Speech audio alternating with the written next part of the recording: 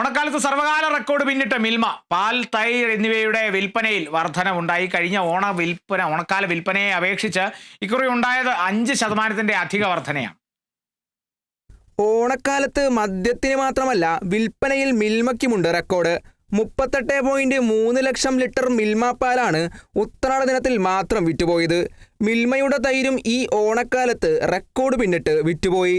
ഉത്രാട ദിനത്തിൽ 38,03,388 ലിറ്റർ പാൽ മിൽമ വിറ്റതായാണ് പുറത്തു വന്ന കണക്കുകൾ സൂചിപ്പിക്കുന്നത്. അന്നേ ദിവസം തന്നെ 3,97,672 കിലോ തൈരും വിറ്റുപോയെന്ന് മിൽമ പറയുന്നു. കഴിഞ്ഞ വർഷം ഓണക്കാലത്ത് പാലിൻ്റെ വിൽപ്പന 37,209 ലിറ്റർ ആയിരുന്നെങ്കിൽ ഇത്തവണ 5% അധിക വർധനവാണ് ഉണ്ടായിരിക്കുന്നത്. 3,91,923 കിലോ തൈര് കഴിഞ്ഞ വർഷം വിറ്റുപോയിടത്ത് ഇക്കുറി മുൻ വർഷങ്ങളേക്കാൾ വിൽപ്പന വർദ്ധിച്ചെന്ന് മാത്രമല്ല, പാൽ തൈര് വിൽപ്പനയിൽ പുതിയ സർവകാല റെക്കോർഡ് നേടിയെന്നും മിൽമ വ്യക്തമാക്കുന്നു.